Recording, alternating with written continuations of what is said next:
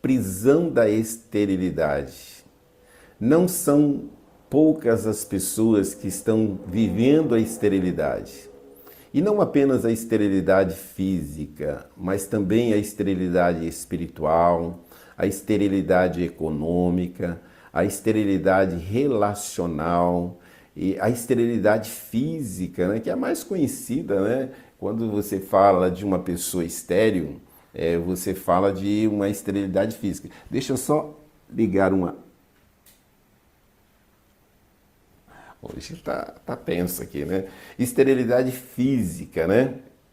Então, é muito importante a gente entender e fazer uma boa avaliação na nossa vida. Será que eu estou sendo frutífero? Será que eu estou crescendo? Será que eu estou desenvolvendo? Será que as minhas áreas de influência estão em expansão? Ou elas estão atrofiadas? Elas estão travadas?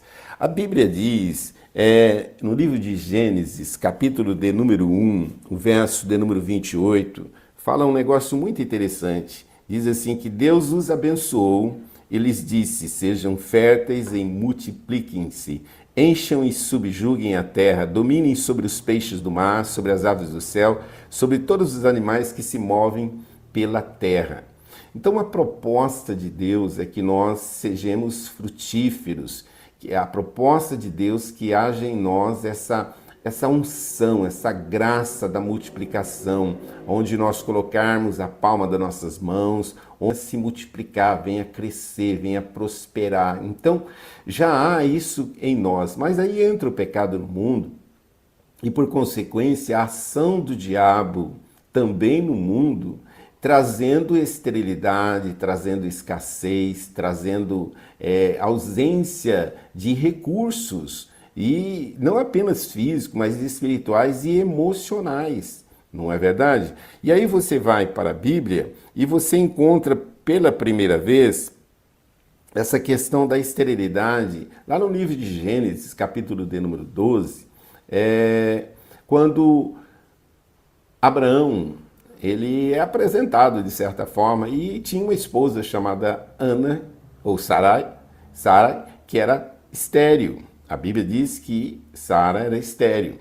Mas antes ainda, em Gênesis capítulo de número 4, após a morte de Caim por Abel, ou Caim matou Abel, após a morte de Abel por Caim, a Bíblia diz que por causa do sangue derramado de Abel, de uma maneira injusta sobre a face da terra, a terra se tornou, de certa forma, amaldiçoada.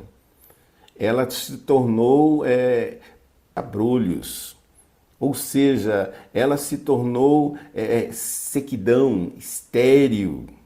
Então, o sangue derramado de uma maneira injusta numa terra, numa propriedade, numa casa, numa cidade, faz com que aquele território ele se torne contaminado, tornando-se estéril. E é assim também que acontece quando há um aborto. Quando há um aborto, um sangue é derramado num ventre da mulher, num território produtor, frutífero, bastante sério essa questão da esterilidade e nas mais variadas áreas aonde ela abrange. Então, a gente olha na Bíblia que várias mulheres eram estéril. Ana era estéril, Isaac casa-se com uma mulher, Rebeca, né? E ele ora por 20 anos para que ela se torne mãe, né? Para que se torne fértil. A Bíblia fala de Abraão também, que ele orou e esperou 25 anos pelo cumprimento de uma promessa. A Bíblia fala de Zacarias, né? Que ele ora também por Isabel, Lucas 1,13, para que ela se pudesse tornar estéril. E após uma experiência que ele tem no templo, ele então, quando retorna e tem, obviamente, relacionamento com a sua esposa Isabel, a Bíblia diz que ela gera um filho chamado João Batista. Mas antes ela era estéril. E ela veio gerar já na velhice. Então, o que acontece quando há esterilidade? Qual é a cura para a esterilidade? A primeira coisa que a gente precisa observar é a causa, a origem. Por que aquele território, aquela pessoa, aquela cidade, aquela empresa se tornou estéril? Por quê? Por que ela se tornou um lugar de escassez, um lugar vazio, um lugar solitário? Por quê? Então, a primeira coisa, porque a esterilidade é um sintoma. E todo sintoma é amparado por uma causa. Então, quando você, por exemplo, está com febre, está com dor, isso não é a enfermidade, não é a causa, é o sintoma. Então, quando você combate o sintoma, você não consegue identificar a causa. E aí você está sempre com dor, sempre com febre, porque você não identificou a causa. Agora, quando você vai atrás da causa e identifica que a razão daquela dor, daquela febre, é uma infecção e trata devidamente a infecção, você remove a infecção, você remove a causa, o sintoma desaparece. É simples assim. Então, espiritualmente também é assim.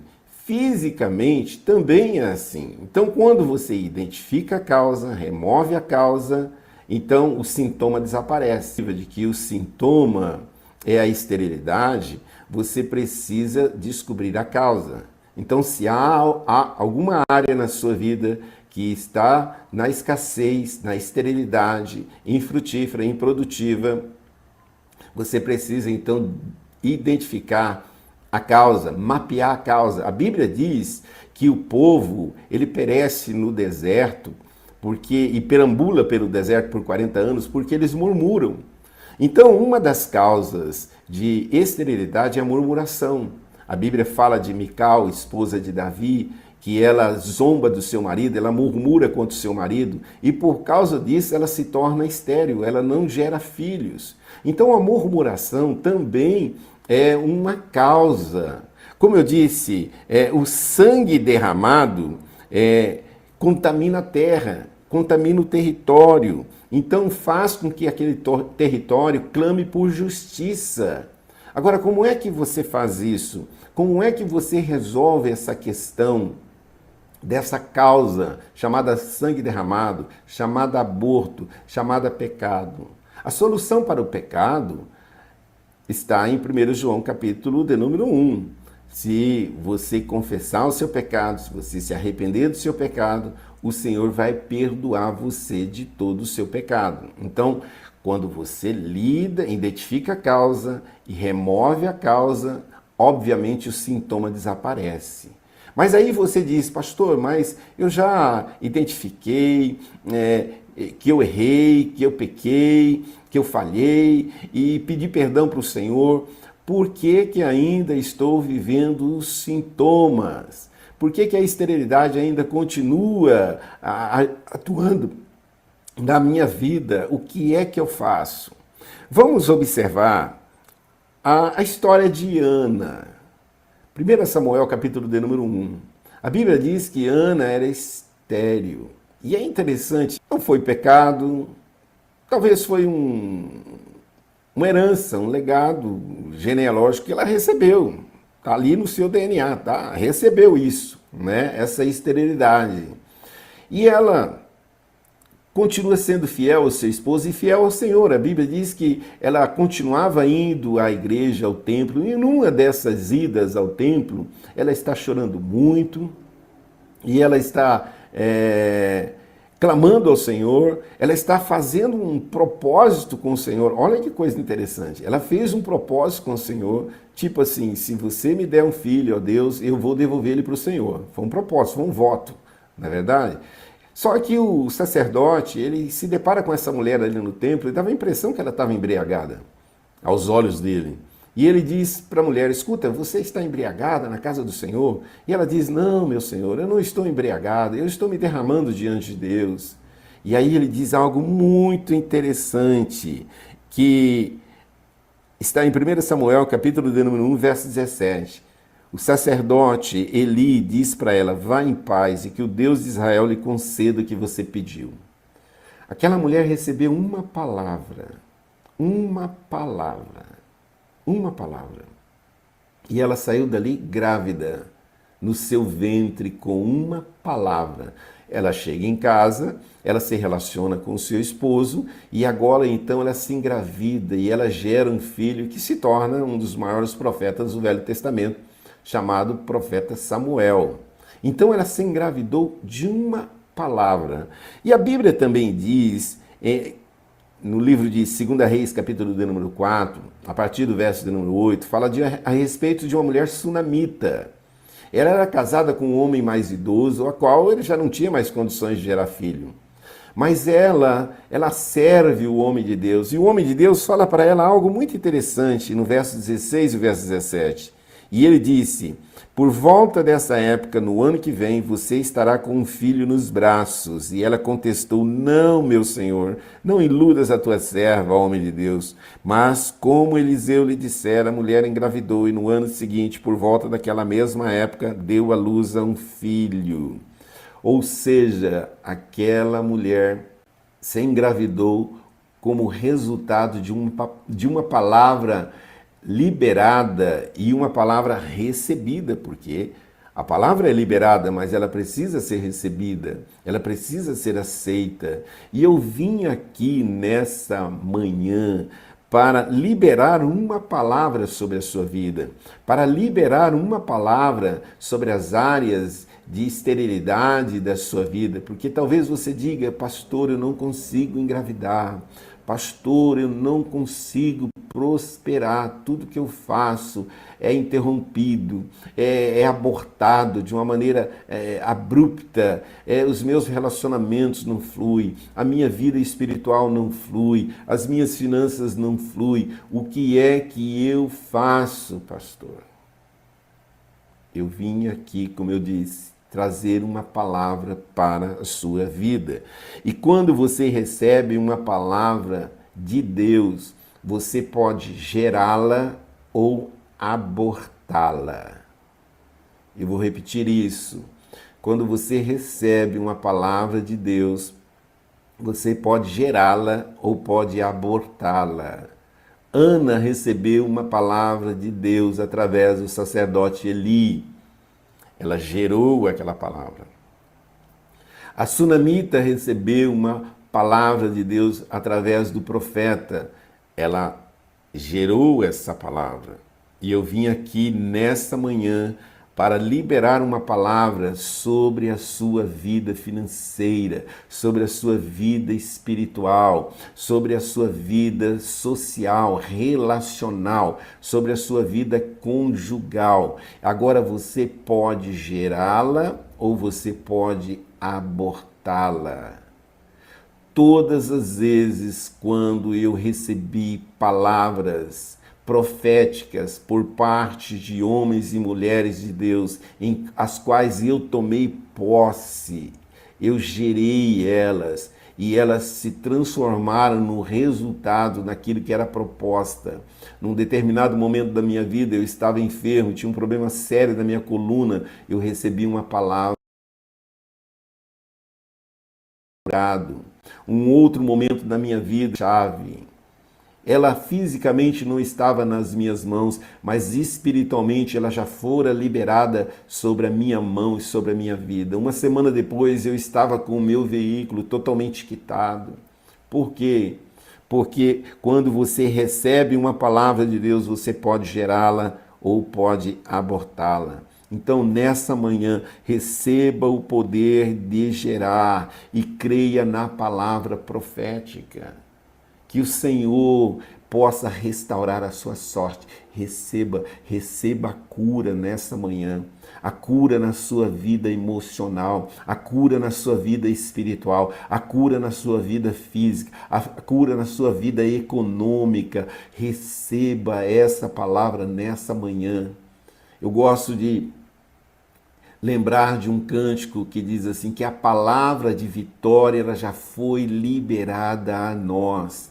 Já lá em Gênesis, como eu iniciei essa live, que Deus já nos deu, já colocou dentro de nós essa capacidade de gerar, de multiplicar. Então que nessa manhã você possa destravar isso, possa liberar isso e possa entender que aonde você colocar a planta dos seus pés, Deus te dá por possessão. Onde você colocar a palma das suas mãos, Deus ali ordena a bênção, porque as bênçãos de Deus te seguem, te perseguem e te alcança. Então não diga, eu sou um miserável, eu não tenho o suficiente. Não diga isso, diga, eu tudo posso naquele que me fortalece, o Senhor é aquele que me dá vitória, eu vou andar de vitória em vitória. Cristo Jesus, uma vida abundante, porque é isso que Ele tem para você e é isso que Ele tem para liberar, principalmente através de você, porque Deus não quer apenas te abençoar, Ele quer fazer de você uma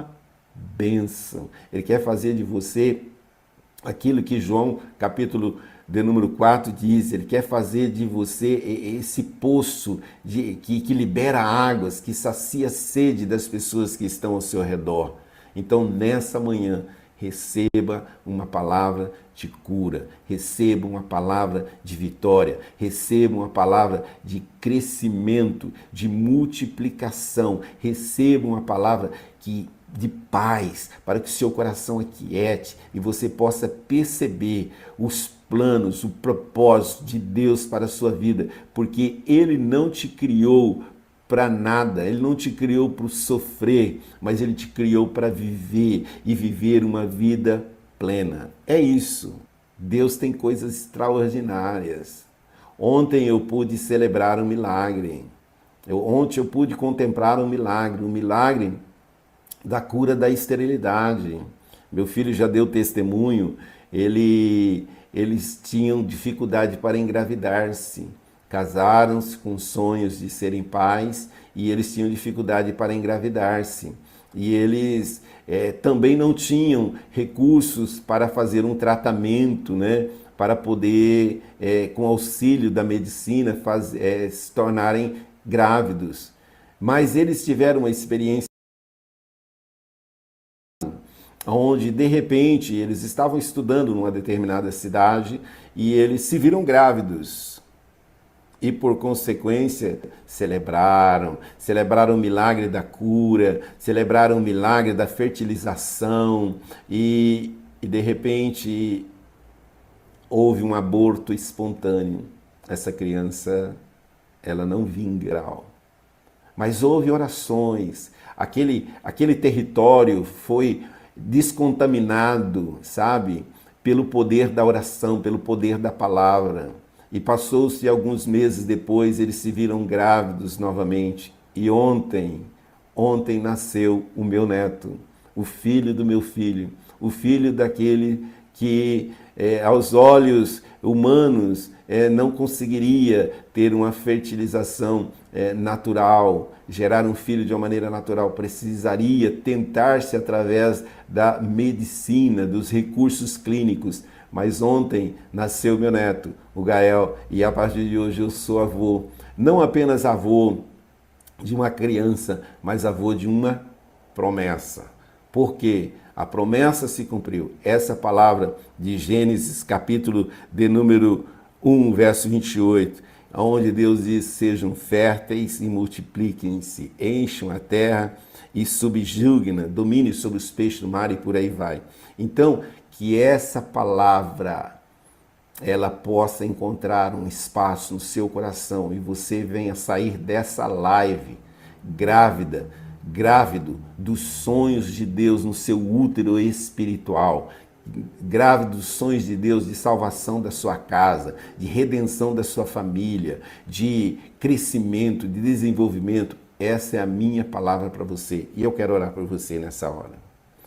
Nosso Deus e nosso Pai, nós louvamos o Teu nome porque o Senhor não nos criou e nos deixou aqui nesta terra para o sofrer, mas o Senhor sempre esteve no nosso encalço, nos alcançou, Jesus escreveu o nosso nome no livro da vida e tem trazido para nós sonhos, tem revelado a nós os seus projetos, o seu propósito e nós nessa manhã tomamos posse tomamos posse de uma palavra de vitória, de uma palavra de cura, de uma palavra de restauração, de uma palavra de restituição. Ah, Deus, restitui aquilo que tem sido roubado na vida desse meu irmão, dessa minha irmã. Restitui, estanque essa hemorragia que tem drenado, sabe, não apenas os recursos financeiros, mas a alegria, a paz, os projetos na vida desse homem e dessa mulher. Deus, em nome de Jesus,